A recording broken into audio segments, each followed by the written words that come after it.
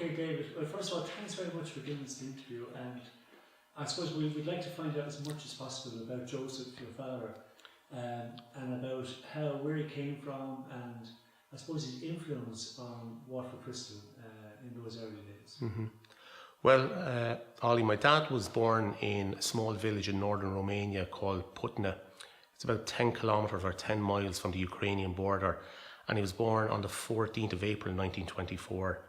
Now, he was born into a family of glassblowers. His brothers, 3 brothers, and his dad were glassblowers. So from an early age, from about the age of 7 or 8, he started entering the glass factory with his father.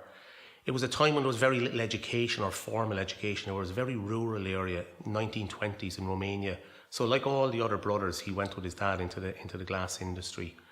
Now, he started off obviously doing the simple pieces of glass, but he was always under the guidance of his father and, as he said, his older brother. So great expectations were placed on him in terms of the work and how he done it. So that was his introduction to glass blowing. Now, as I said, his brothers and his father were involved in it, so he followed them all the way. But he said to me himself personally, he had a gift for it. He enjoyed it, but he could do things maybe he shouldn't have been able to do. Like in a short period of time, he was better than his older brothers, and he enjoyed it. So he obviously had a talent for working with glass. So that's what he done anyway, up to the time he was probably 16 or 17, roughly. And then, of course, the Second World War broke out. So when you look at the context of it, very little education, working in a small factory in northern Romania, were quite isolated. But he eventually ended up in joining the German army. Now, he always described it to me as this: he had no idea what war was. He didn't know what was happening outside his own village or town. That's the way it was. And then roughly in 1939, 1940, he described it as the German army came through, throwing bars of chocolate, basically out of the back of vans, saying, "Come join the German army." And of course, sure, they all thought it was a great adventure. They had no concept of war or what they were getting involved in. But himself and his brothers, they all did join the German army. So when he left Putna, he left in 1939, 1940, and of course never to return. Now, he never realised that. He had no idea what he was getting involved in. But he did join the German army. Now, he served in the infantry for several years, and he served in the Panzer Division, in the tank division there. So that took up the next 6 years. Now, during the war years, he according to himself, he was with the German army in Russia. He was in places, I can always remember the names, Minsk, Gorel, Smolensk, Vyazma, in, as he said, unbelievable conditions, hard Russian winters there. And he was in North Africa with the Panzer Division under Rommel, and basically all around Europe as well, Monte Cassino in Italy and all those places. So he was spread across. Survive, wasn't he? Oh, he was very lucky. I think in the thing I read that you wrote, in Minsk, only 13 survived out of 500. Yeah, there was 500 of them, he said, in Minsk that went into Minsk. It was kind of front-line battle as such, and only 13 of his regiment came out of that. So, they were nearly all wiped out, 487 of them killed, for those who went in, and 13 came out. And it was a good story you told me before about him bumping into a man down, was it the Granville Hotel? That's correct, yeah. That's that one. Okay, I think about 1984, roughly, early to mid-80s, my dad would go down for his lunch some evenings to the Granville Hotel, and he always liked children and, had great fun with children. But there was kids playing around his table, and he got talking to them, young kids, 10 or 11, and their granddad was with him, and he was an American. And he came over and said, "Oh, sorry for disrupting you, and my dad said, "Not a problem whatsoever." So the American visitor commented on my dad's accent. He said, "You have an unusual accent." And my dad described, "Oh yeah," he said, "Look, I was born in Romania, but I now have a German passport and I live in Ireland." And he explained, they got talking to each other, and he explained the path into the war, coming to Waterford to teach glass blowing and so on. But this guy, whose name we now know as Bradford C. Evans, commented that he was in the war as well, in World War II. And as a conversation struck up, what they found out was my dad was with the tank division in a place called Monte Cassino. It was a famous incident happened there. It was a Benedictine monastery in Italy. And my dad was there with the German army in his tank. And this visitor to Waterford, Bradford C. Evans was his name, was the squadron leader of the American Air Force that day. And what they found out very quickly was they were the enemy, And as Bradford Evans said, we're only 17,000 feet apart, obviously referring to the airplanes trying to kill each other, to shoot each other, dropping bombs or shooting at each other. So he had contributed to a book about the Monte Cassino incident, where the Abbey was destroyed by the American bombers, and he sent a copy to my dad, which was very nice of him. He said he inscribed it on the inside, to Joseph Cretzan. There we were, 17,000 feet apart, all as a result of a cruel war. Now, as a result of the beauty of Waterford crystal, a new friendship has bonded, one which I hope will long endure.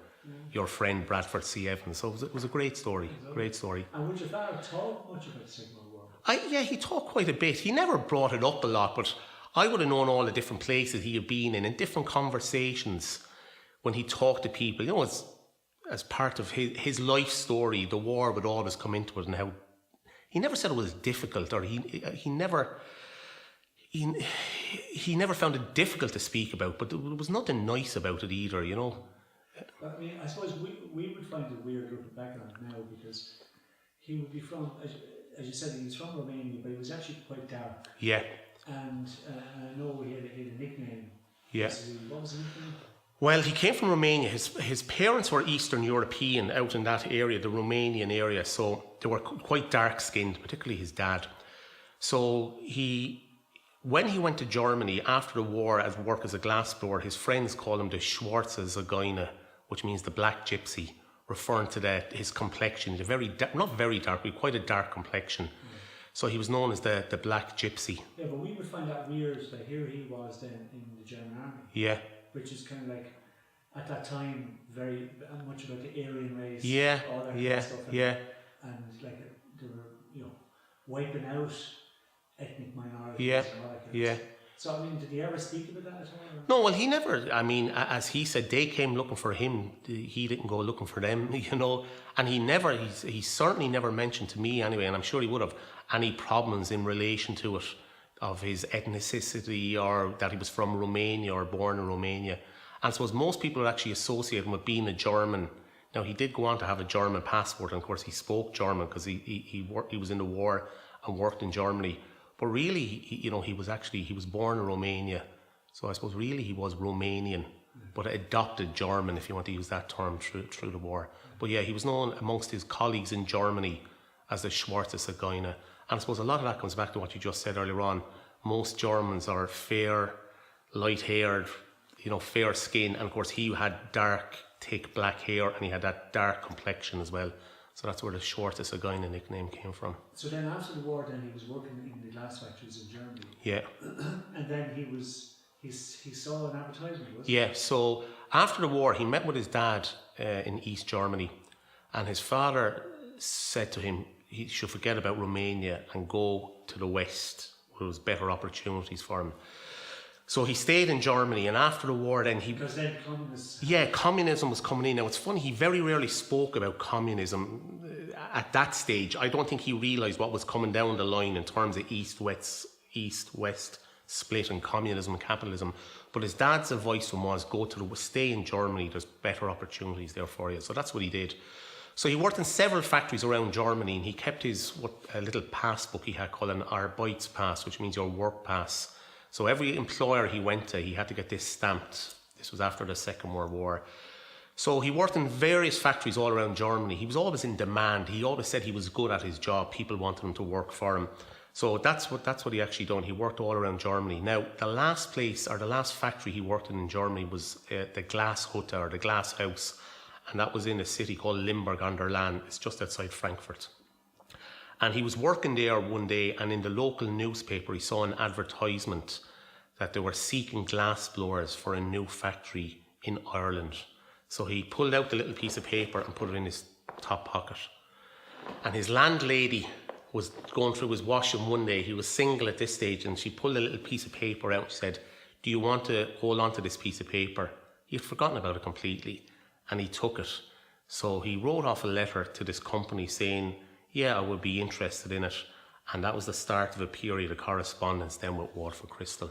And they kind of painted a very nice picture of Ireland, didn't they? Yeah, they did. Yeah, they had a period of correspondence, written correspondence, and we have the letters there which show that in their own words, the company's words, that life in Ireland was free, obviously referring to Germany after the war. It was quite regulated, and that there was no rationing of food in Ireland, and that the standard for glassblowers, the standard of living for glassblowers, was very, very good. So they were certainly enticing them to come here. Yeah. And then you got a bit of a shock with it. Yeah, so after a period of correspondence, they came to see him. The directors of the company actually went to Germany. Of course, their objective was to pick the finest glassblowers they could to come and teach the Irish apprentices. So they came and saw him there, and they saw many other glassblowers. But referring back to his nickname again, the one thing they said is when they saw what he could make, wine glasses, large items, chandelier parts, jugs, he could basically do anything. They said if there was one glassblower they wanted back in Ireland to teach, it was Joseph Cretzan that they wanted back. So he agreed to come, so he took the train across Europe, the ferry then over to Harwich, I think, the railway across to Fishguard. Of course, he had no English whatsoever, so this was all foreign to him. And he got on a boat in Fishguard, and he arrived in Waterford at 11 o'clock on the 1st of November 1951. He stood off the boat, which was the Great Western, of course, as everybody knows in Waterford. He disembarked from the Great Western at 11 o'clock on the 1st of November 1951. Now, he said to me, and he said it to many people after, he never had heard of Ireland. He actually thought he was going to Iceland. He was expecting to see snow and glaciers and all that. Of course, there was none of that. So he was surprised at that, but he said nothing surprised him for what life was like in Ireland, the poverty. He said Germany after the war was bad. It was blitzed and bombed and torn asunder, but Waterford was 10 times worse. He always spoke about old women with shawls and clay pipes, going to butcher shops with no refrigeration, dogs walking in and out.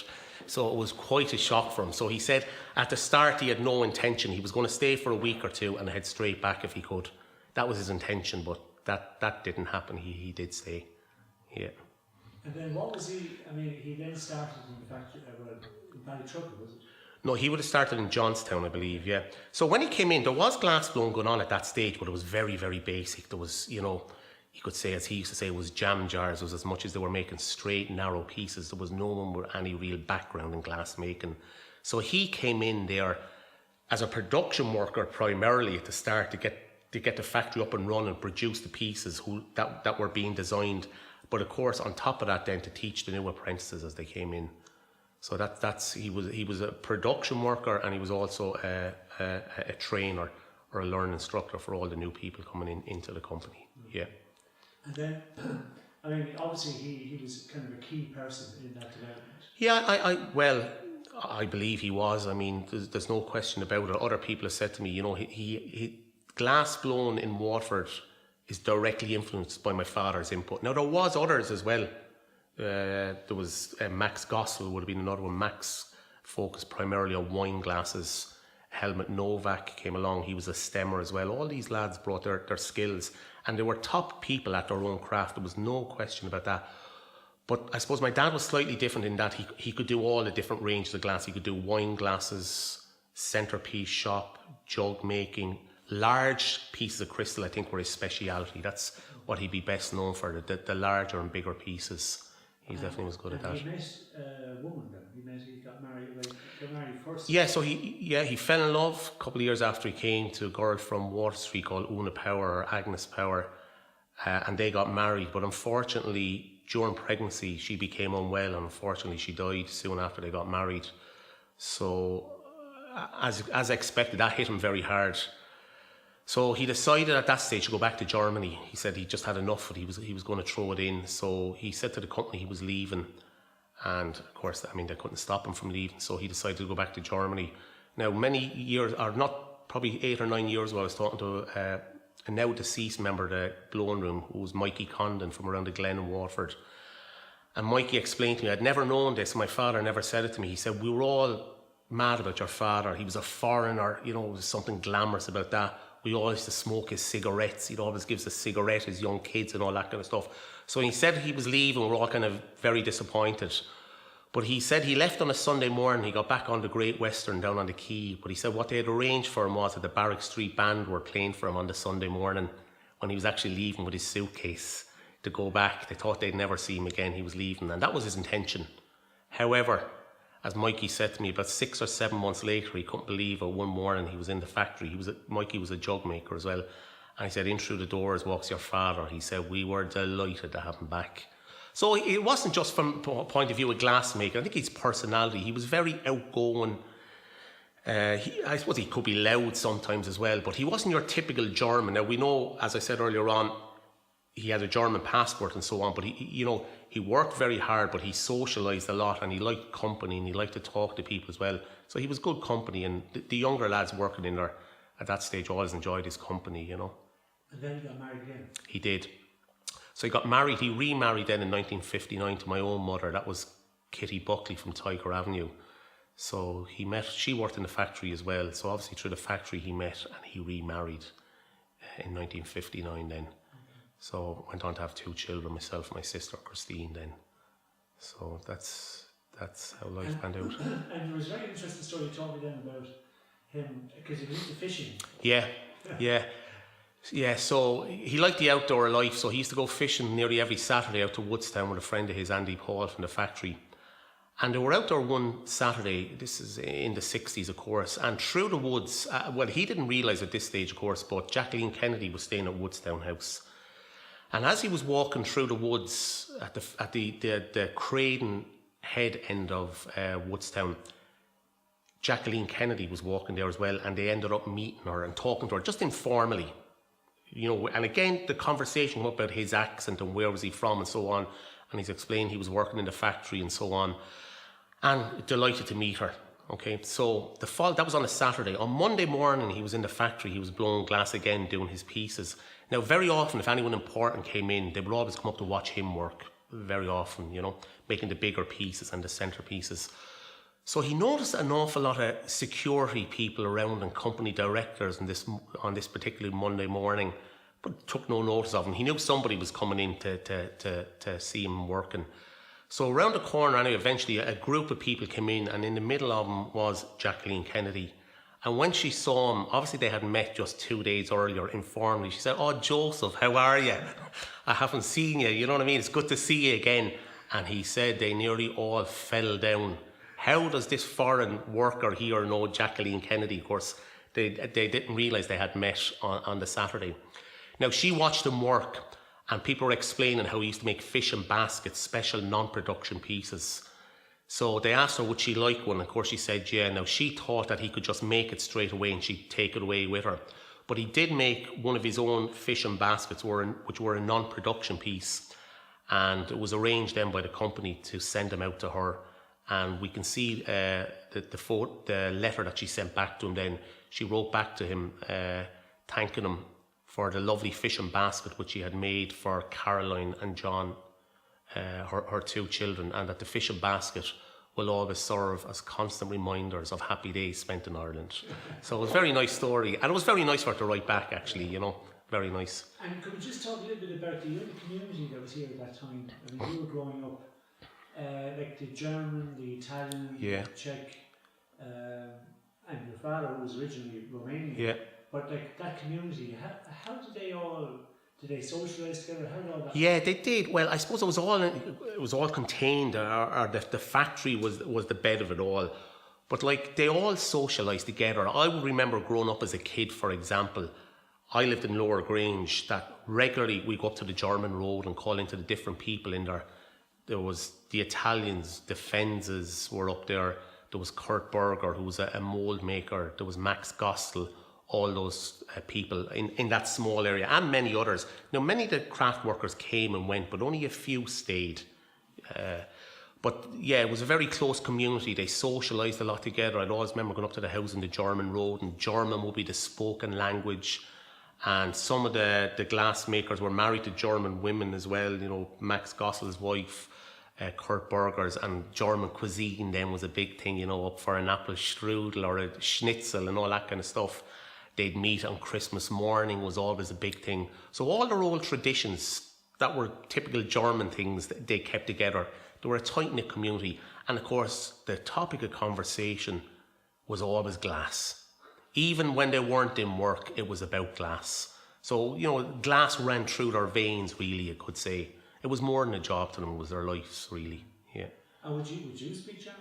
I can speak quite a good bit of German. I'm not fluent now, but I have no problems. If I go to Germany, I have no difficulty whatsoever travelling around Germany. And was that because your dad would speak to you in German? Yeah, he would speak small bits in German, but I never had a real interest. Unfortunately, it was only when he died, really, that the interest, I said I should develop it a bit more. And because I still have cousins in Germany, so when I go back to them, but I would have picked up words from him all the time. And as I said, when he was with the German people or the German workers, it was German that they spoke. That was their language. So that's where that comes from, yeah. And your own mum died at a young age? Yeah, so unfortunately my own mum died then. We went on our first foreign holiday, I remember, in 1978 to my dad's brother in Limburg, to the family. And we stayed there for 2 weeks. And when we came home, unfortunately, one night, very unexpectedly, my mum became ill.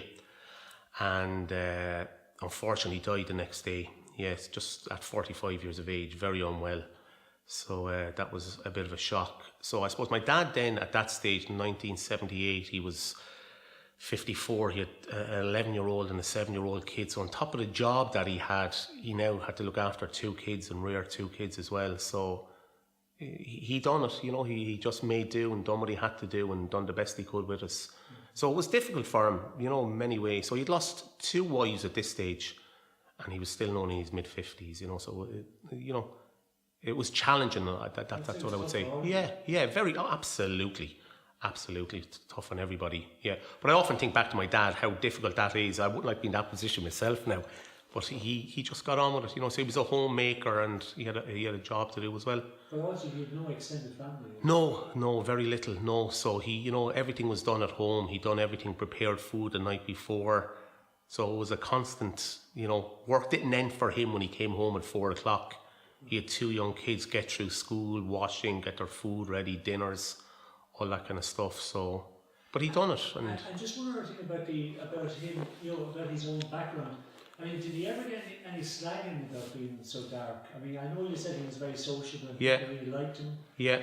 But did you, as a child, did you ever find, because the way now we've lots of immigration into Ireland, lots of different, it's a very changed Ireland now. Yeah.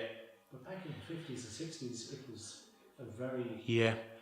No, he didn't. Now, as I said, he definitely had a dark complexion. That's the way it's seen. But and you'll see it particularly on the younger photographs of him. You can see that dark complexion coming through. But it was certainly never caused an issue for him.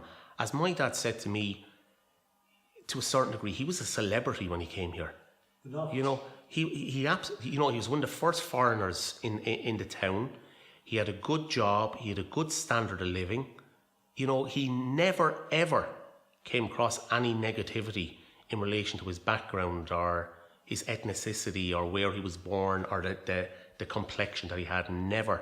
And all the years I was with him, I never heard reference to it. Nothing like that. So it was never an issue for him.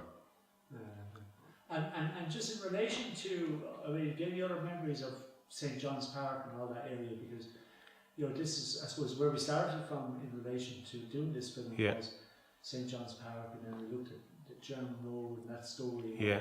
But do you have any other memories of that area growing up? Well, it was all dominated again by the glass factory. Everything was the glass factory. Now, as I said, my dad would make all centre pieces and special pieces for himself and fishes and baskets. I'd often remember as a young kid sitting at home, when you'd be... I'm going back to the very early 1970s as a kid, half day from school every day, and my dad would come back in the car and he'd have a group of lads in the back, all the young apprentices, dropping them home.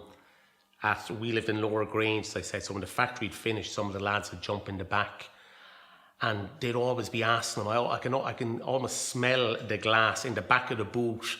He'd always have a couple of special pieces that he made for himself at lunchtime. He'd have it folded into white tissue paper and all the lads getting out at the same time and looking at him and marvelling over him and, will you make one for me or can you do one for whoever? So it was always that kind of association, as I said, just a very strong association with the glass factory. And I suppose it just shows how big it was in the community. And what I mean by that is the Johns Park, Lower Grange area. So many people worked in there. And very often through life when I meet people as well, people who I don't even know, and when I say I'm David Cretzan, does it for, oh, you have to be Joe's son. And if they worked in the factory, everybody seems to have a story about him, you know, what he'd done or what he was able to do, or if you ever asked him a question about glass blowing, he always had the answer. So it was all positive. And then you made steps in there, didn't you? You joined. I did, against his will. He always said to me, when he'd come home in the afternoon, he'd have a nap. And I can always remember him saying to me, go and get an education. Now, this was a man who basically never went to school in his life. He said, stay in school and get an education as long as you can. Don't work hard for a living like I did. He said, get paid for what you know. That's all I'm asking you to do. So I went on and done my leaving cert, and I went to college in Dublin, but I didn't even last 3 months. And I came home. And I suppose he gave in. He said, look, if it doesn't suit you, he said, you can have a job in the factory. And I'll always remember what he said. And if he was alive today, he'd never believe this situation today. He said, if you want to go into the factory to start blowing, you can. Now, at this stage, he was just coming to the end of his career. But he said, by all means, you can go in. He said, the only thing I'm going to tell you is it's hard work, but the benefit of it is you'll have a job for life and a pension. And of course, we all know subsequently what happened there.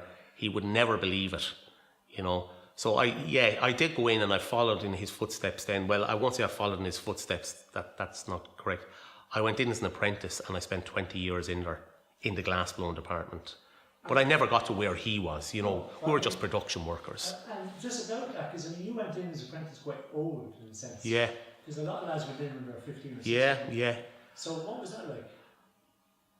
It wasn't a problem for me, I have to say. I still saw myself as only being a young lad. I was 18. It did cause a bit of a problem, you're correct. You know, usually 14 or 15. But you see, I'd done my leaving cert at this stage, and I had kind of done a couple of months in college, so another year was gone, so I was 18. So I was on the outer age limit. But I did get in, but it didn't cause any problems whatsoever, none whatsoever. And was it hard, like, to learn? Oh, glass blowing is a very special skill. It's very difficult to describe. You can only be taught a certain amount in glass blowing, the basics of it, and from that point on, in my opinion, it's natural talent. And some people have talent, and some people have greater talent, and some people have exceptional talent. My way of describing, if people ask me what it's like playing soccer. You can have the best coach in the world, but it doesn't mean you're going to be the best player. Those who go to the top or who are fantastic of it, they're taught the basics, but they do have a natural talent or a skill that you just can't give or can't be taught. And that's a definite when it comes to glass blowing. So when you started, that wasn't Johnstown, was it? No, I started in Kilbarry. Okay. Kilbarry started in I think 1970, 71, okay. And I went in 84. Okay. Yeah.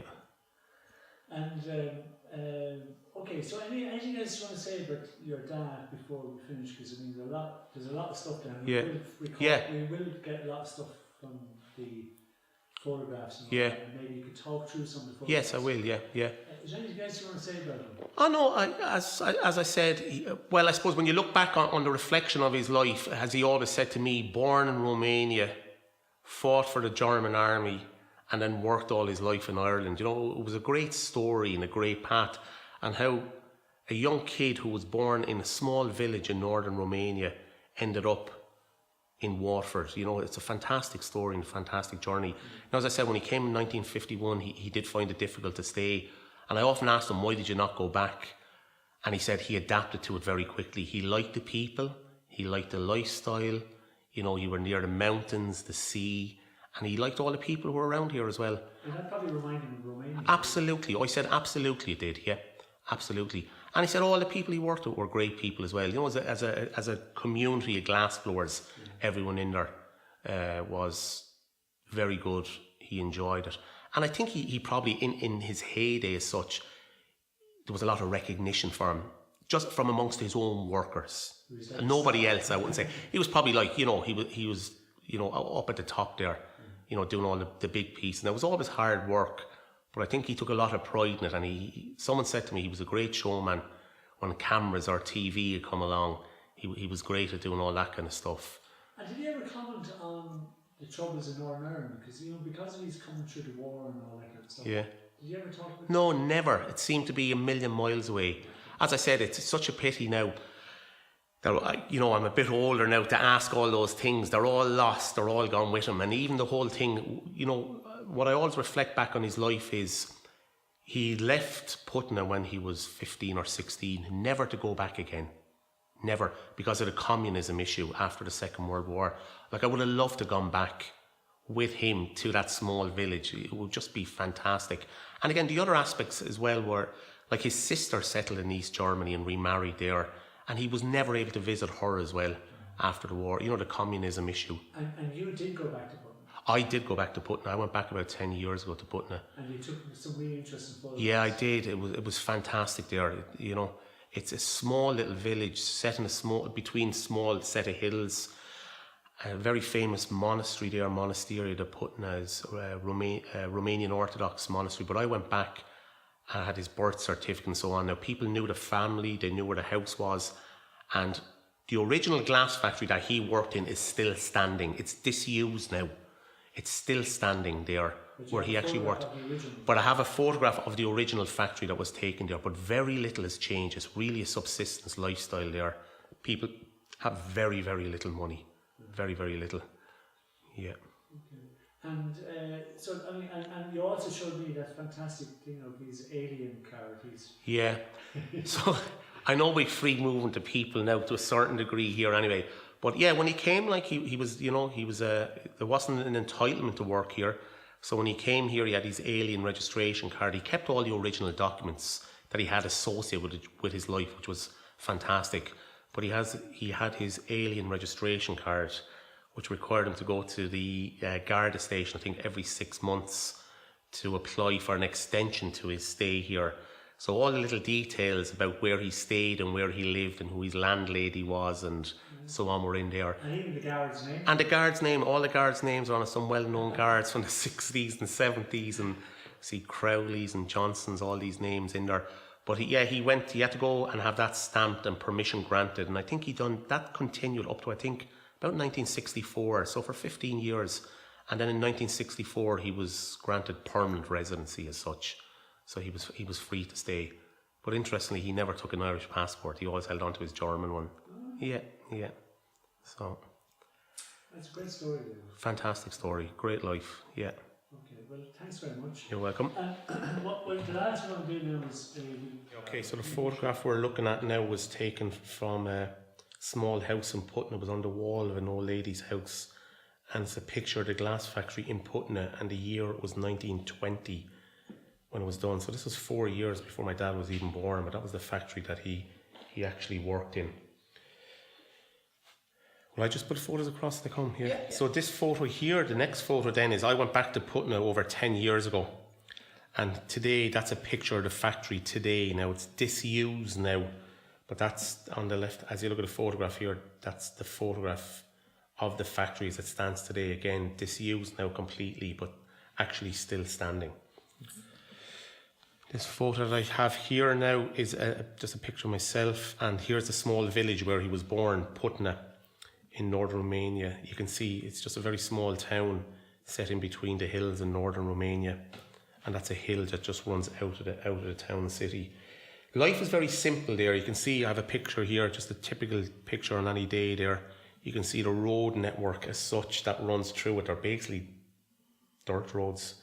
You can see the two ladies talking to each other. Reminds me of my dad described Waterford. The old ladies with the shawls there and the walking sticks. And it's, I'd say it's a subsistence life there. People have very, very, very little. Again, here you can see on the photograph here, it's running through the centre of the town here. Ducks and chickens running around the road. That's the kind of lifestyle that people have there. Next photograph I have here is two-part here. The lower half was the photograph I took of the village here of Putna when I visited there 10 years ago. As I said, you can see it there. And above it then, this part, is a photograph that was taken of the village from the exact same spot in 1920. So there was a lot of lumber work going on there. You can see it in the picture. And on the right-hand side, the far right-hand side here, the glass factory actually stood. And again, if I just slide it up here, there's the village today and the glass factory over on the right-hand side here again. Okay, so some of the other things that we have. Do you want to go through some of the pictures here? Okay, so I'll just talk you through these photographs as they come up. This is the book now, isn't it? Yeah, this is the book. So I've done a small piece of work as a course I was doing with my dad. Just all the original documents and the story about his life. So here we see a picture of him. He's attired in his Desert Corps uniform as part of the Panzer Division or the Tank Division with the German Army. So I'm guessing he's about 18 or 19 in that photograph there in his uniform for his official photograph, as they say here, Desert Corps. Okay. Here's one of the letters from the glass factory sent to him. The date on this is the 2nd of September 1950. As we can see here, he lived in Limburg on their land in the US zone. And this is a letter just asking about what types of glass he makes, whether he can make a large piece of glass, small, jugs. And the interesting part on the last paragraph here is that it states that there's a minimum wage guarantee for the workers and that living in Ireland is very free. There is no rationing of food and that a person can buy anything without any difficulty here. The standard of living for glassblowers is also very high. And that was a letter that was sent to him a year before he eventually came in 1950. Okay, so let's just see here. Again, here's a nice picture of him. This is from the Irish Life Assurance Company, their annual report. You can see it there quite clearly. Here he's with a vase here, probably a 12-inch vase, I'm going to guess, on the end of the urn. He's just inspecting it after he's taken it out from the mould. He's at his tank, and that was obviously 1964, as we can see from the date. There's one of the pieces he made. This is in black and white here. It's one of the jugs he made. Again, freehand, just his own piece. You can see it here. It's, as you look at it, it's in black and white, but it is blue with white stripes running through it. These are the kind of things he would have made at the end of the day or at lunchtime. He would call that a claret decanter. That was the term he used again. And again, all freehand, no cutting of any description on that. Here's another letter signed by Dr. Winkelmann. He was a company director. The date was the 18th of December 1957, and Zeugnis is the heading on, means a report. And it's basically a reference. And this was just saying that my dad, Joe Cretzan, worked in the factory. He was a good glass maker, and that at his own will he had now decided to return to Germany, and that they wished him all the best in his future. And that was when he went back after the death of his first wife, Una Power. It was his intention to stay, to go back and reside permanently in Dublin, not in Dublin, in Germany. But he came back a couple of months later. But that was the report that they gave, just in case he needed it for reference in another factory. Here's an abstract from the book that Bradford C. Evans, Major Bradford Evans,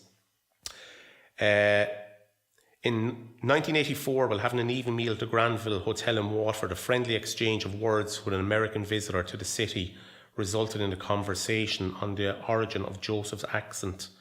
After explaining the origin of his accent, his years in the German army, and his reasons for now living in Waterford, it became apparent that both men shared a common experience. The American visitor, who was named Major Bradford Evans, had been chosen to lead the American B-17 bombers that dropped their bombs on the Abbey of Monte Cassino in 1944, while Joseph was part of the German Panzer Tank Division that returned fire at the American B-17 bombers. In 1980, Evans was a contributor to a book on the story of what really happened the day American bombers destroyed the Abbey, called Monte Cassino. And here we can see in July 1984, my dad Joseph received a copy of the book from Evans, who signed a short personal message which said, "To Joseph Cretzan, on February 15, 1944, there we were, just 17,000 feet apart, so close but yet so far, caused by a cruel war. Now, as a result of the beauty of Waterford crystal and an evening meal, a bond of friendship, one which I hope will long endure. Bradford Evans." And that was July 17th, 1984. Okay.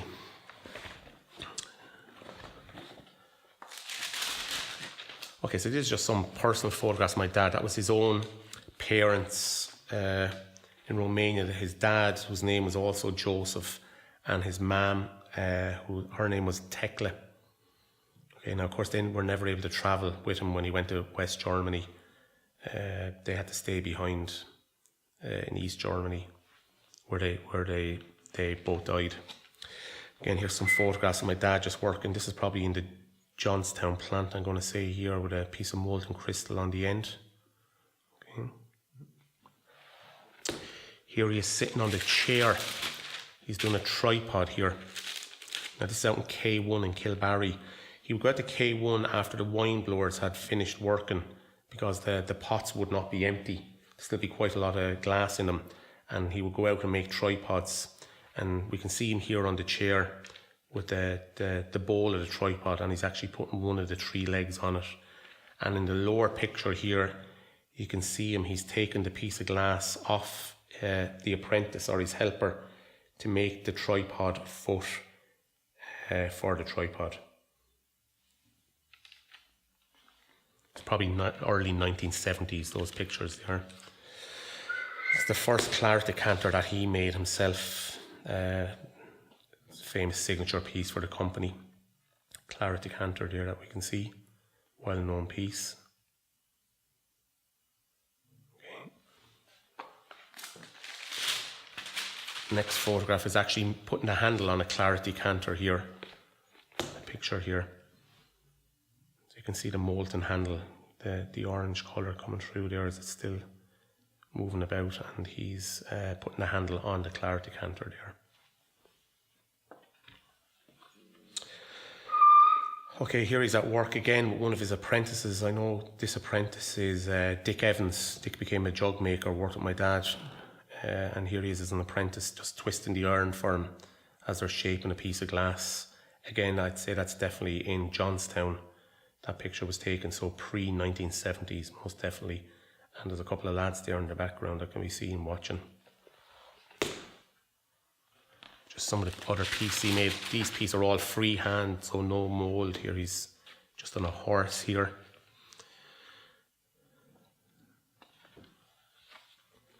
And another picture of him actually blowing glass here. Blowing through the pipe as the glass is actually in the mould here. You can see the steam rising as he's actually blowing.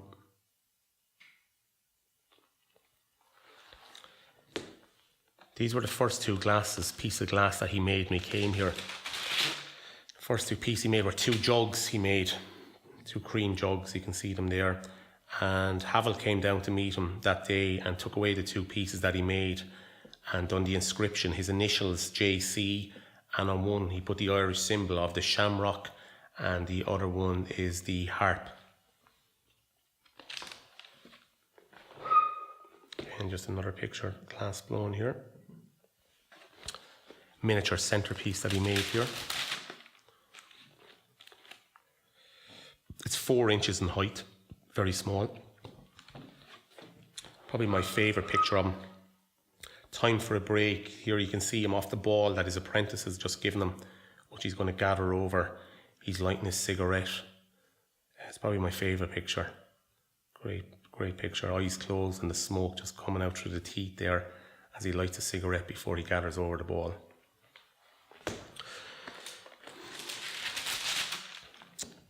Here's one of his baskets. We'll take another shot of this later on. I have it actually inside. Freehand basket. His baskets were well known. Usually done them in colour, but sometimes done them in just clear glass. And again, all freehand here. The detail on the handle that we'll see is all done when the glass is actually hot, using his different types of tools.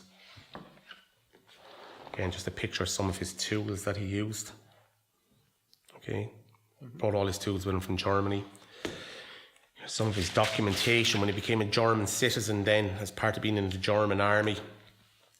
This is his certificate of citizenship that was given to him.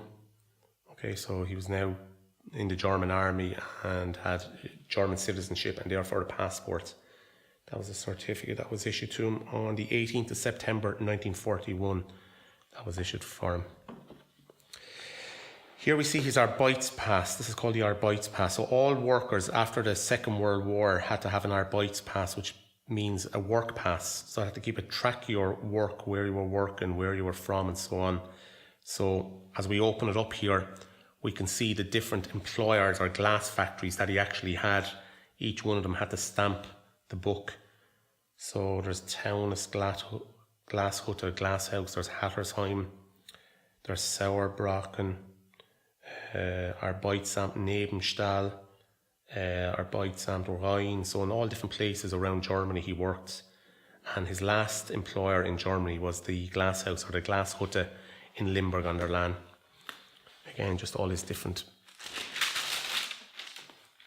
again, personal Ausweis, personal identification, his record that he had to keep. Okay, when he went back to Germany, Limburg an der Lahn. Again, this is when he returned briefly for a couple of months, but he did come back. That was his personal identification card that he had to keep with him. Just giving his details, his date of birth, where he was born, his height, and any notable marks. And the one is here, Marben link Schulter und recht Oberschenkel, which means shrapnel or lead in his left shoulder and his right upper thigh. And they were injuries he sustained in the war, which had shrapnel or piece of metal still embedded in the skin. Here's a weight sheet or a layer sheet that belongs to him. It shows that the day that he made the glass and the date. It shows the article, so different types of glasses, beakers, cream jugs, 2-point jugs. And anyone worked in the factory will know all the detail, the amount made and so on. Now, this is in the 1950s, and his wages then for the 1950s in this week was £22, 10 shillings, and I presume probably 7 pence. I'm not familiar with old money. But he always said to me, like, he earned very good money, and in the 1950s, on a good week, he could earn £30 a week. And there's one of his sheets, layer sheets, with his total wage on the end. Just another one. His letters to the editor of one of the papers, getting at Kilkenny people, and this is someone in Kilkenny writing into the paper, the editorial comment given out about Waterford people, complaining about Kilkenny people taking their jobs. And the contributor writes, now about this Waterford glass hangover.